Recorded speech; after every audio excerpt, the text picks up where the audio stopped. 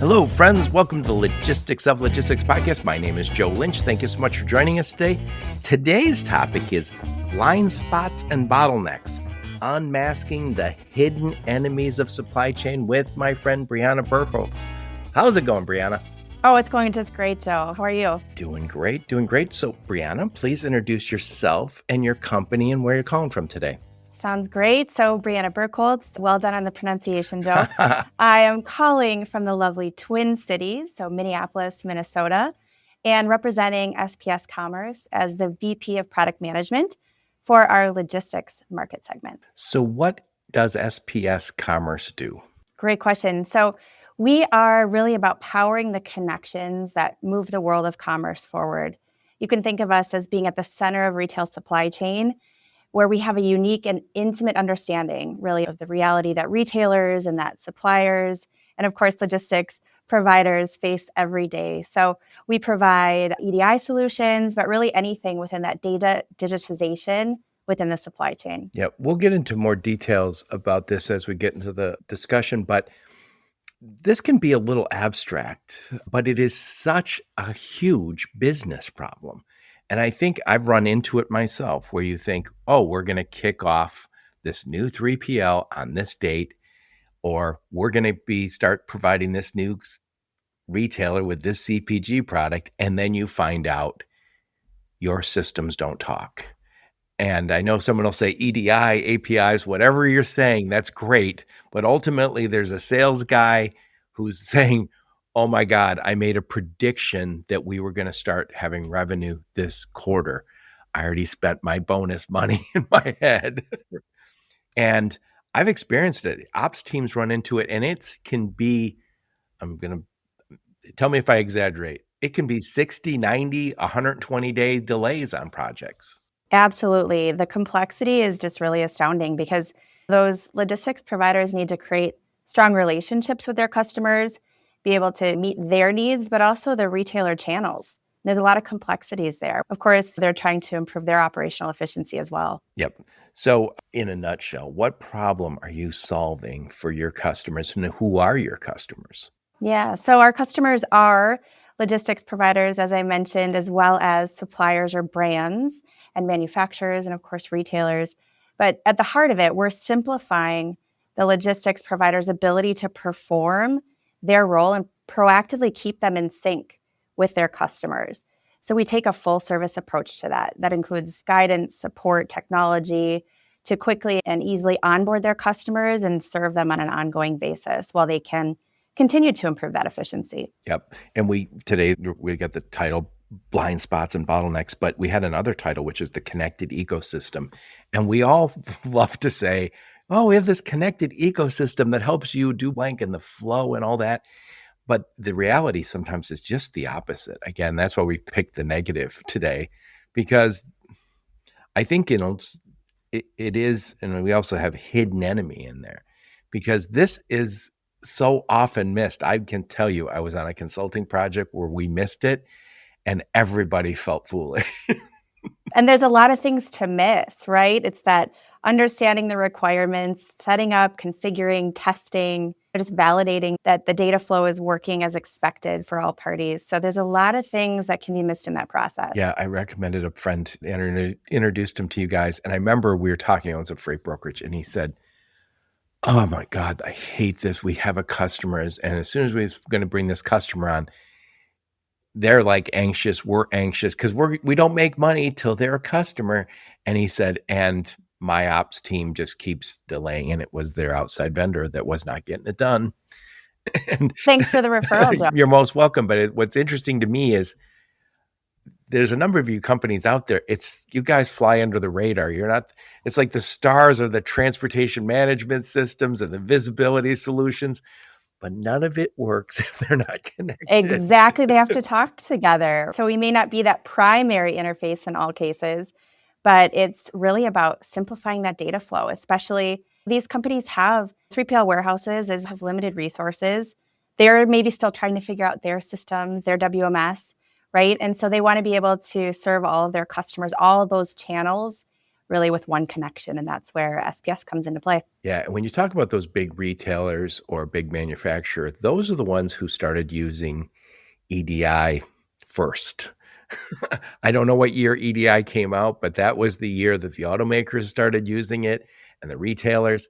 So when you say, hey, connect to our modern new API, blah, blah, blah, they're like, no, we'll give you our EDI and you'll figure it out. EDI is very powerful. It meets all the needs and complex requirements, and it's fairly straightforward, right? While there can be a lot of things to miss in that, and obviously understanding all those unique requirements for every retailer channel is complex.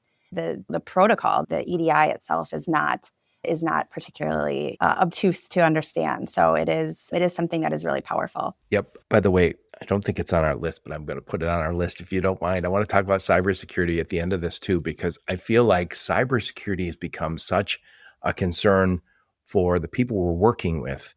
And I feel like if you're a warehousing company or you're a broker or trucking company, the last thing you need to be is the person who brought Exactly. the systems down. Yes, 100%. Yes, it is top of mind. Yes. It is absolutely top of mind for the supply chain in general. But to your point, a lot of the specific players, they don't want to be in the news.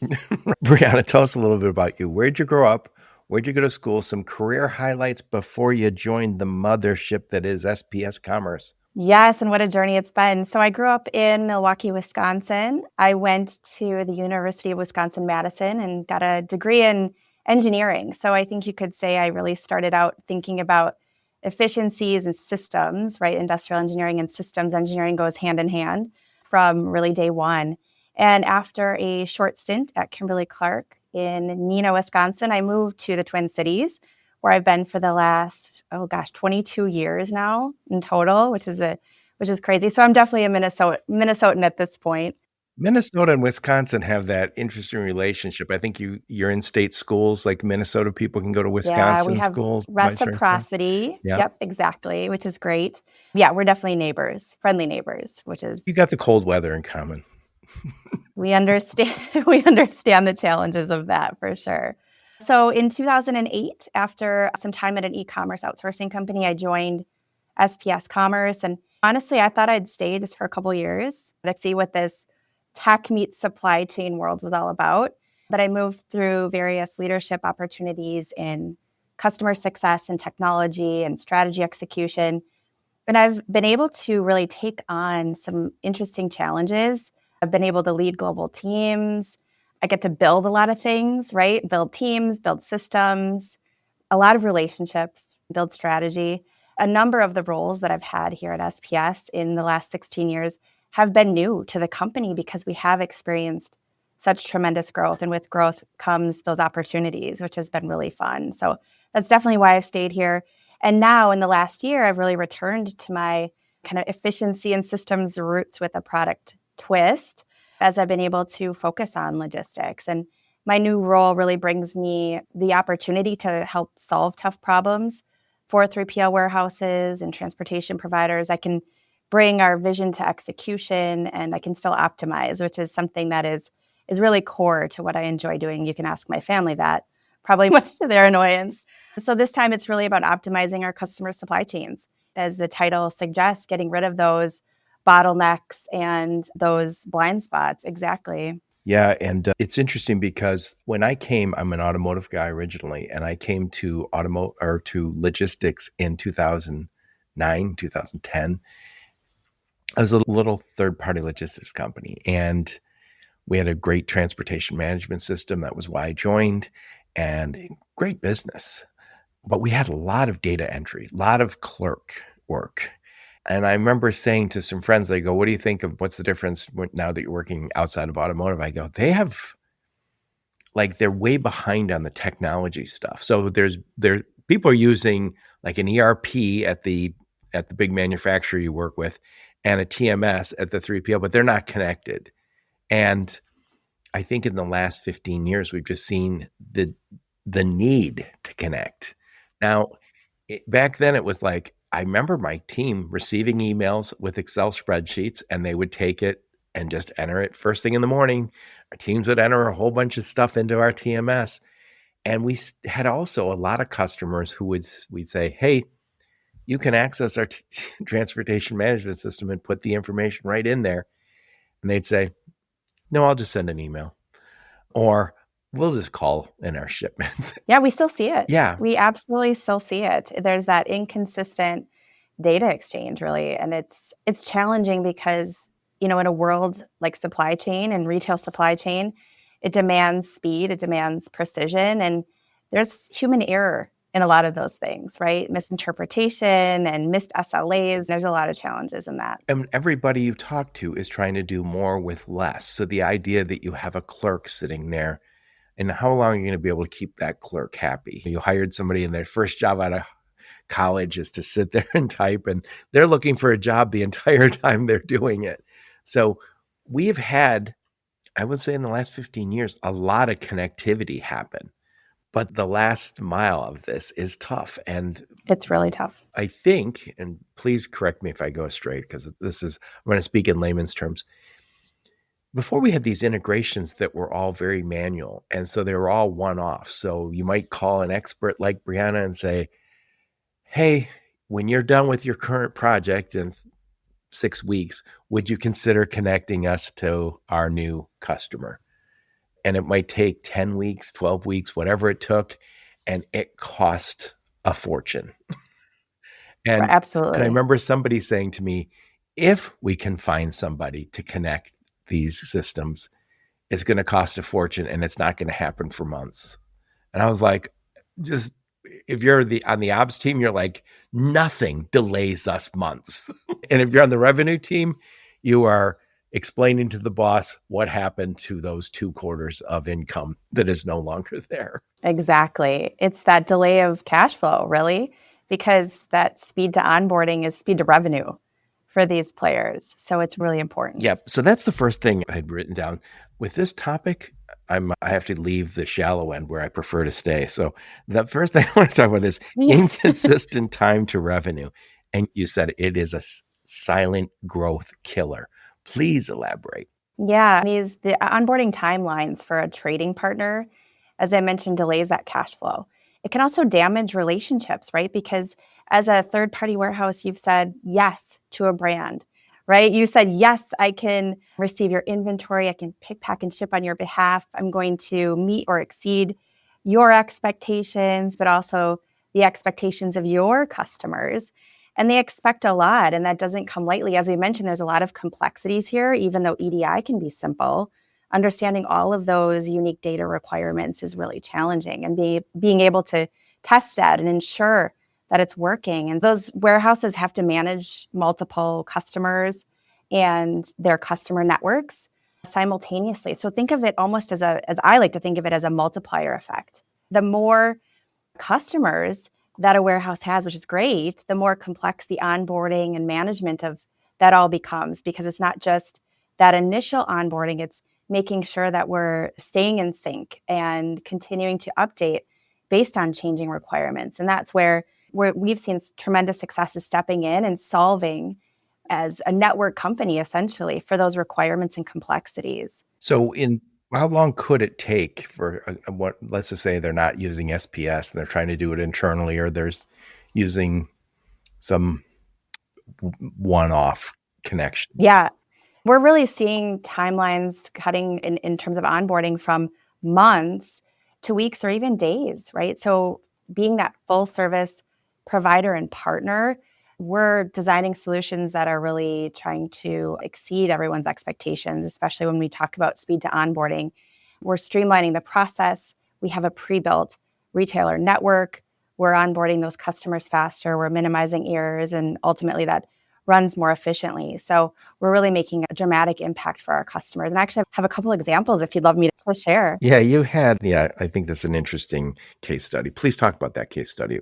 Yeah, so the first one I'd love to highlight is Woods Distribution. So it's a family-owned and operated 3PL warehousing, transportation, and logistics business in Texas, in Fort Worth.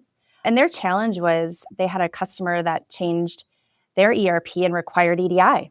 So Woods had to figure out a plan pretty quick and adjust their processes to retain that customer. So They looked to adopt EDI with SPS as a partner, and that allowed them to reallocate some of their key personnel and see time savings on top of just that compliance from a customer or from a kind of supply chain network perspective.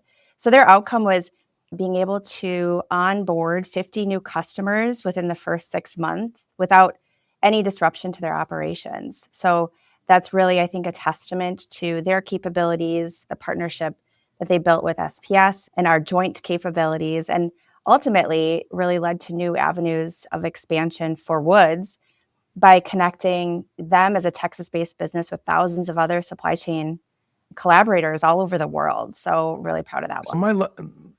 Please correct me if I go astray. You could get a programmer who could connect one system to another. It's integrations. We used to talk about integrations all the time. We don't so much anymore. Am I right to say that SPS is more of a platform where you're already connected to a lot of manufacturers, CPGs, retailers, 3PLs? Exactly. When I talk about SPS as we're a technology company, we're a supply chain company, we're also a network company. And so those pre-built connections that we continue to maintain and really know, in some cases better than the retailers do themselves, allows us to be a platform where, again, we're bringing all of those customers and all of those channels to one connection on behalf of our customers that we serve. Yes. And I've done a lot of episodes on cybersecurity. And by no means an expert, but I pick up bits and pieces. And one of the things that people have said, the techies, always say is you need good hygiene, you need good best practices. And I always think the old integrations, people are still doing it that way, the one-offs. You're not necessarily having the best practices. You are leaving yourself vulnerable. And I think it's just a matter of time before the large CPGs, the large retailers, the large manufacturers say, you will be on these platforms because we trust these platforms because they are able to spend to meet our best practices to be completely as safe as you can be. And by the way, when we talk about cybersecurity, I always say it's when, not if, because they're some of the best companies in the world have been hacked. It can happen, but I think it's how do you respond to it? And you definitely don't want to be the low-hanging fruit. So a company like SPS, you're like, no, it's not going to bother. Yeah, exactly. You want to minimize those vulnerabilities and those ways in. And you're talking about kind of the multi-tenant nature, the platform nature of what we do versus those point-to-point connections. And I think having that combined with a really robust security posture is something that really does insulate companies from risk. And like you said, you don't want to be the slowest gazelle in the herd. So we like to aim a little higher than that, but I think it's really important not to let those bad actors in through some of those doors. I think there's also, I'll mention, I don't know whether you guys work with them or not, I don't care. But if I'm working with a Target or General Motors or Kraft Heinz, I want to say that we are working with SPS Commerce and you're already connected there, as opposed to, hey, I got this guy, I found him on Fiverr and he's really good. Yeah, we're not trying to get just the cheap fly-by-night company that can technically do it. Hold up. And I can see, I don't know if they're there yet, but I can see, I'm from automotive and I always know there was always the bar was getting higher and higher who you could work with. And I remember they would say, you can't work with these guys anymore. And it wasn't like it was a bad company. It was just small because they weren't global. And you have to have the resources. They pick best practice. Exactly. Yes. You have to. And we like to say, whether it's security or other SLAs in terms of data exchange and transmission, or even just best practices and understanding of the retail supply chain, we aim to be a leader in all of those areas and really provide on behalf of our customers. We serve customers that are those small brands that are just starting out and just emerging, all the way up to big enterprise. And whether that's retailers or suppliers or third-party logistics companies, manufacturers. So we need to serve them all and meet them where they are and do the best that we can on their behalf, while also helping to really share and take a leadership stance with them in terms of what is needed to be successful in this space. We've got another case study that I want to talk to you about, which is Arcadia Cold. And this is, again, the inconsistent time to revenue. Is it going to take me 2 months or 6 months to get Right. connected. Yeah. Exactly. So I wanted to highlight Arcadia because Arcadia, for those who don't know, they're a cold storage really innovator in the food industry. And we work and partner with a lot of third-party warehouses that are facing high growth projections, which is outstanding for them, right? That's incredible. But they need to be able to increase their automation and standardization to be able to onboard quickly, to be able to reduce their manual processes when they're onboarding new customers. And through their partnership with SPS, they were able to reduce their onboarding time by 60%. That'll, yeah, really, really outstanding. It allowed them to establish themselves as a leader in the market. And that was great by offering their combination of leading edge technology and standout customer service. And they've been able to then show potential clients that they're committed to forward-thinking supply chain solutions.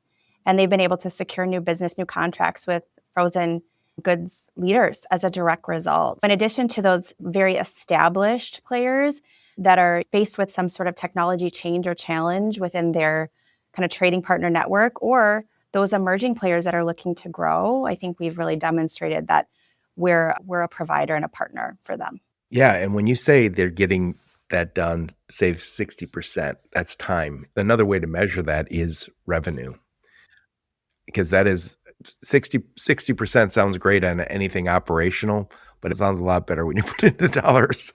Yes, exactly. That business case really lands for sure for their leadership and certainly for their continued growth projections. Yeah, and again, I think all software is sold on, we're going to make more money on it, that we're going to save money on it, and it definitely happens. But again, the details matter, and the details are, how does it connect?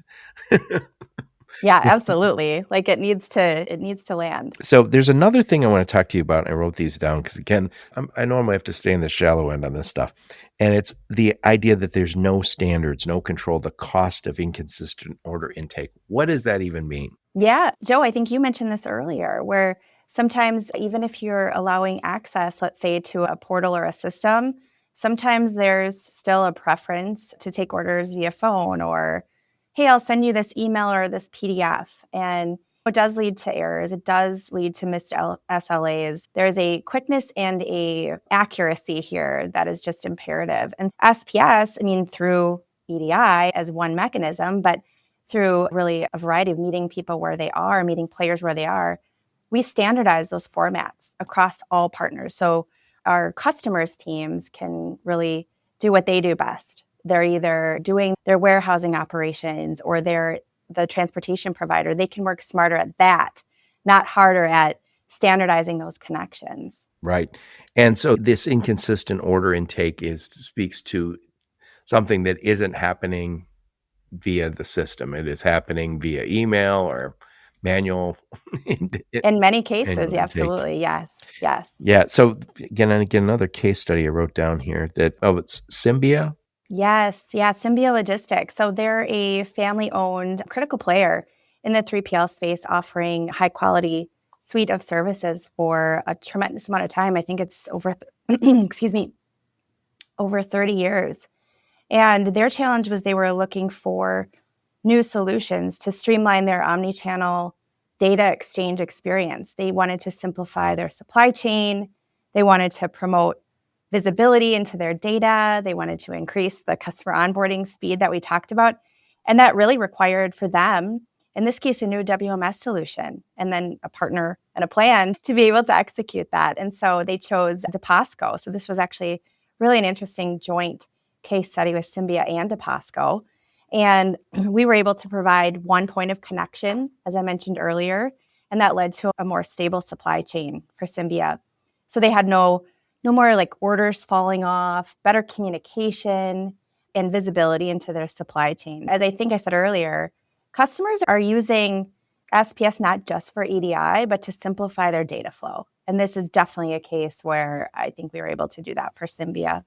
When I talk to people in the warehousing business or warehouse management, I always say there was never a sleepier business than that until a decade ago. All of a sudden, it was when e-commerce hit. All of a sudden, warehousing had to wake up. If you had walked through a warehouse 20 years ago, and I did, They're always dusty. There's stuff there from World War II on the shelves. Like there's not a lot of organization.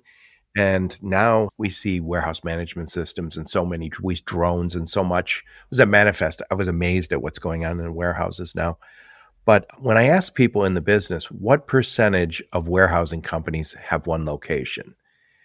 I always hear about 50%. And there's nothing wrong with that. That's great. I just spoke to a friend of mine. He has one location and they're killing it.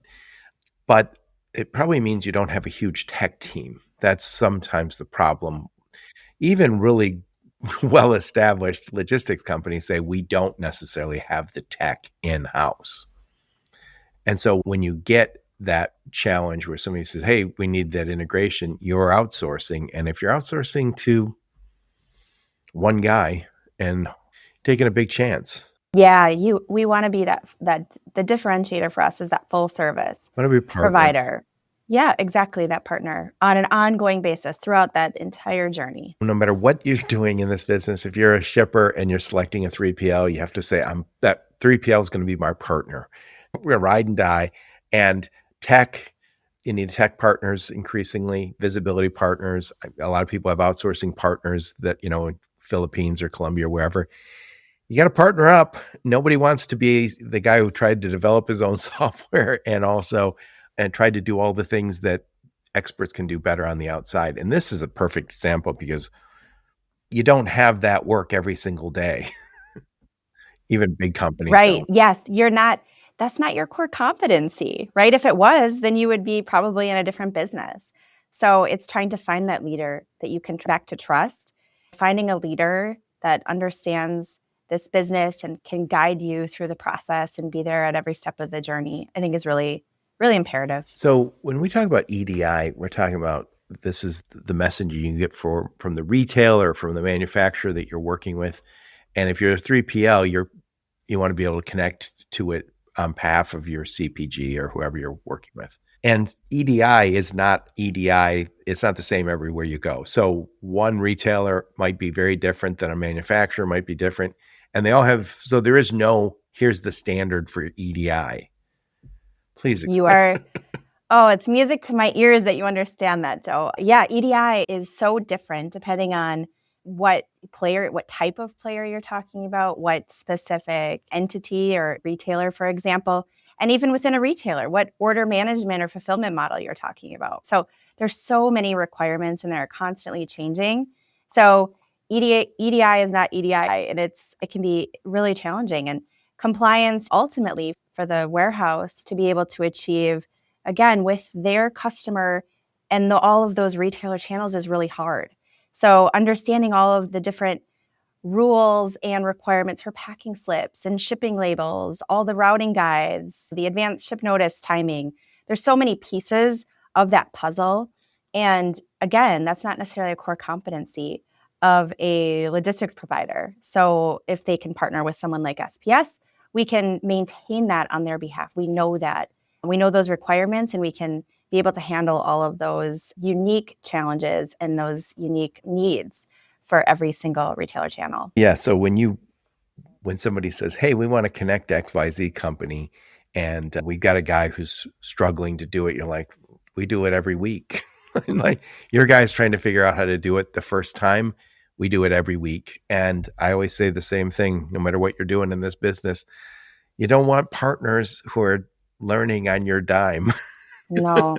And you don't want to do it trial and error, right? Because that cost of non-compliance can be really challenging, whether that's chargebacks, strained relationships, lost shelf space. There's so many things that can happen as a result of not being compliant. And so that, not to mention just not getting an A with your retailer. So that matters to those brands. So we really help to meet those requirements the first time with that automation, that document generation, that validation. And again, we have that pre-built network of retailers. We have the ability to really know what's going on each and every day in regards to changes and things like that may be happening. Yep. I did a podcast not too long ago, and it was on the CPG supply chain. And it was talking about some of the real challenges that they're facing. So if you think of CPGs, again, Procter & Gamble, Unilever, Nestle, Kraft Kimberly Heinz. Clark. Yep, Kimberly Clark. And they used to be just brands. Now they tend to be portfolios, companies where they are always getting rid of one company that's got old in the tooth and bringing in typically an organic or a premium brand. So even before COVID, there was a lot of inflation in pricing for CPGs, and the retailers were very upset. This isn't very generalized, but in general, the CPGs were very angry about the cost increase. And since COVID, everything is way too expensive. It feels like half the conversations I have with friends and family is, went to this restaurant and all we got was, and it cost, I hear that all the time now.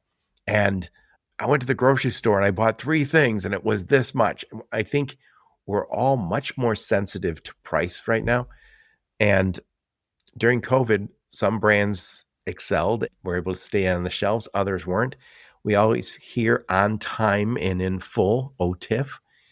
The big retailers they're low margin businesses, and they are getting more and more demanding for the on time and in full, because if you don't have the product on the shelf, nobody makes money. Exactly. And I always say the fine you might have got because you weren't on time and in full is nothing compared to the empty shelf and the customer trying your competitor. What we're talking about today is we expected you to be on our shelves January 1st, and now you're telling us it's going to be May 1st. That's starting the relationship on the wrong foot. Exactly. And I don't know exactly how they're making the decisions, but the big grocery stores, the Walmarts, the Costco's, I live here in the Midwest, we have Meijer. Those brands have to be always evaluating how much money are we making with them. And if they're not on the shelves, if they're a pain in the ass, we can't get them to onboard their brands efficiently, effectively, you're going to be gone. Yes, you're spot on. Those buying organizations, whether it's a retailer or a grocer or distributor, they have the leverage and the incentive to have that OTIF, and they want to be able to choose partners that they can trust to be able to do that. I say it all the time on my podcast. Some of the best stores out there have very few SKUs. Trader Joe's, which has done really well. Very few SKUs. And a lot of those Costco, frankly, is actually fewer. Yeah, fewer than so you is think. Aldi. Yeah. Aldi has very few SKUs. Aldi's the fastest growing grocery store. Very few SKUs. So it's not easy to get on their shelves. And Trader Joe's, I just heard they're 70, 80% are private label. So it's really hard to get into Trader Joe's.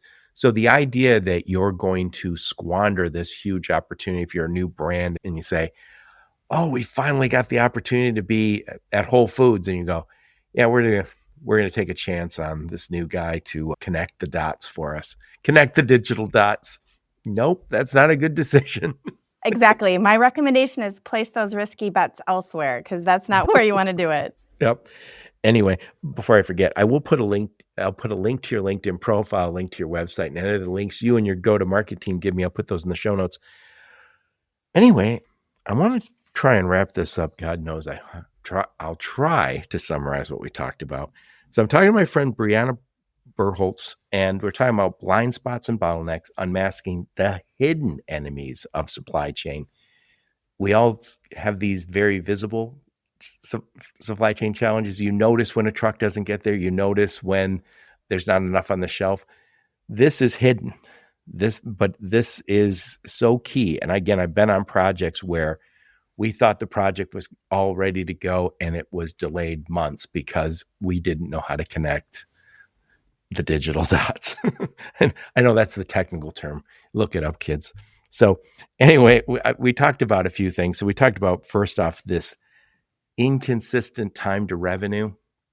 If I'm late 3 months on every one of my new customers, it's huge money. And in these times, you do not want that problem. There's enough problems with the world right now. So that's the silent killer. You gave us a few case studies, how you guys have helped 3PLs get loaded faster. And then we talked about just no standards, no control, the cost of inconsistent order intake. You don't want to be using manual entry for anything. You want to be able to use the systems. This isn't just about connecting to EDI. This is about being more efficient with your systems. And again, I think we're all very comfortable. We thought TMS or WMS was the silver bullet. We wouldn't need anything else after we got that. But that didn't get us all the connectivity we need. And that, by the way, I should mention, we all want more data. If you don't have connections, you don't have data. Moving from one system to another, manually or otherwise, you lose those data points. And last but not least, all the retailers, all the manufacturers, everybody using EDI is got their own brand of EDI, which is unfortunate, makes it a lot harder. But what this kind of comes down to is the old manual integrations that we used to talk about it's old fashioned now. Now you're so much better off to work with an SPS who says we are already connected to everybody.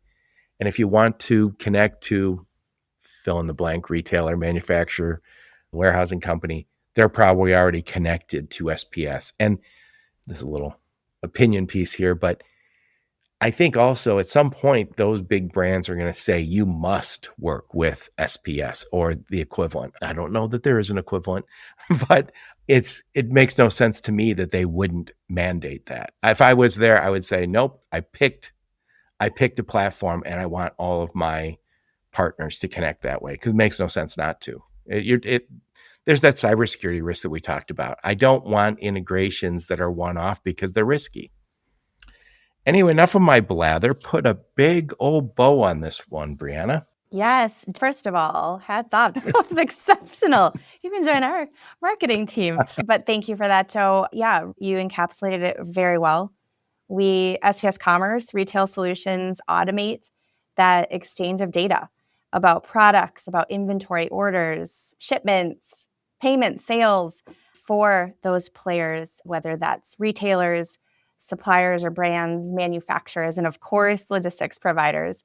We're proud to say that we have more than 120,000 companies that around the globe that rely on SPS to make their trading partner relationships more collaborative and more profitable. And I think we touched on both of those elements of collaboration and, of course, the underlying need for profitability there. So it's all about all customers, all channels, and one connection.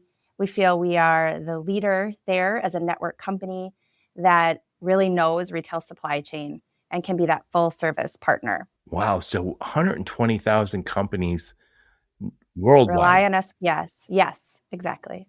Yeah. So there's a very good chance if somebody calls and says, oh God, I have to connect to this, you go, no problem. Even if it's somewhat, we mentioned some big brands out there, some big retailers, big manufacturers, but there's a very good chance that you're connected to the tier ones and the tier twos and the tier threes.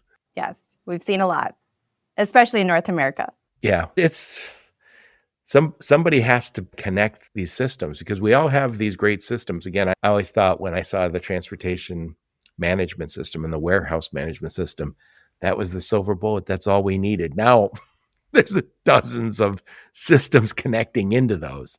But yes, it's very powerful, right, within the four walls, but being able to connect to those outside parties is really fundamental for the optimization. Yep. Let's talk a little bit about implementation. So if somebody's listening to my podcast, and by the way, they always should be doing that, and they say, oh, I want to work with SPS, what does that look like once they're talking to you guys? Yeah, so they would work with our sales team, depending on what type of entity they are. So whether they're a buying organization or a brand or a logistics provider, either warehouse or transportation, they would work with our sales team. They would make sure that they're understanding what we offer and making sure that we understand the scope of what they need to be able to set them up with you got to connect to. Yep. Exactly. Set them up with the right solution. And then they will work with a implementation or onboarding team throughout their journey to be able to configure and test and validate, make sure they're comfortable, really. There's an education piece there too. So we will get them set up with those trading partner connections and partner with them again throughout their entire customer journey. Because as we know, there are also a lot of companies, warehouses out there that are adding, removing customers over time. And so we want to be able to be that partner for them in all cases and throughout their life cycle. So do you onboard somebody before they need a connection? Is that how that works? Or are you doing it usually? It's typically when they have an actual connection that they want to work with, because that's really where that power comes in. We can understand, of course, whatever system that they're using and things like that. There's value in that. But I think the real power comes into that connectivity and being able to understand who are those connections that they need to work with, and we'll be able to help facilitate all of that on their behalf. So how do they pay, without getting into too much detail? How do they pay you? Is this like a software as a service, or how does that work? There's a subscription fee. So we're a software as a service company. When I said earlier, we're a technology company, but also a network company and a supply chain company all rolled into one.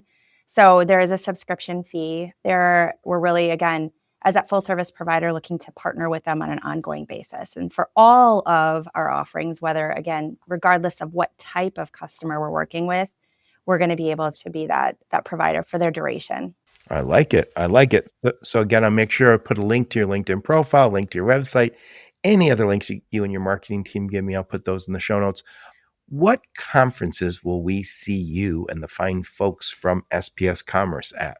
We are at a number of conferences throughout the year, but coming up very soon is the IWLA Annual Convention and Expo for 3PL providers and warehouses, and that's May 4th through 6th in Tucson, Arizona. So I will be there along with a number of my team and folks from SPS Commerce. So would love for you, those listeners, to stop by our booth. Come say hi to us. Yeah, and so that is IWLA. What does that stand for? Oh gosh, you're no, it's warehouse. I know. Yeah, exactly. I know warehouse. We'll have to see. This is where you say, go look it up, friends. Warehouse. I've heard it. People say it. That's why I asked. So it's probably international warehousing something. Logistics. Yeah, maybe? There it is. Yeah. We're guessing at this point. Yeah. But it's in Tucson. If you go to Tucson, yeah, that's great. And it's conference season. So everybody's heading off to conferences and you're going to the desert. We're going to Arizona. But yes, and listeners also, as you mentioned, can find more information about our product offerings. The case studies I talked about are actually on our website as well. Give me a link and I'll put them in there. spscommerce.com, and you'll have the link. Yeah, put those links and we can check them out. Again, I think anyone who has been down this trail and suffered a setback I think it's an easy sell to me because I've experienced it. It is a horrible thing when you think we're all set. And I think we have customers now that are very demanding. The retailers, the Amazons of the world, they now expect us to be precision. There's no messing around anymore. And I think they're probably measuring you on how successfully you got set up. And if they're going, oh yeah, these guys start off on a bad foot by taking 4 months longer than we planned to get on our shelves. Nobody likes that. No, and it has to work the first time. Yep. Exactly. Briana, thank you so much for taking the time. I know this is such a difficult topic to talk about, but it's one of the bigger ones. Again, this is a hidden enemy of the supply chain. And I think so many people go, oh yeah, the IT guys get it. This is not something your normal IT guys get.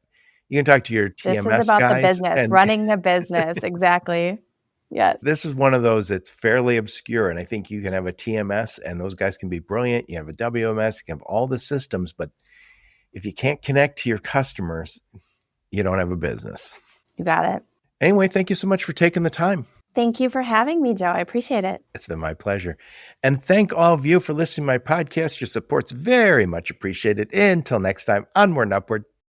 You have been listening to the Logistics of Logistics podcast, where we engage with leaders in the logistics and supply chain community. If you like what you hear, please subscribe, hit the like button, and leave us a nice review on Apple or Spotify or wherever else you listen. Also, please check out our videos on YouTube and connect with us on LinkedIn. We're very big on LinkedIn. And you can also reach us on the logisticsoflogistics.com, our website.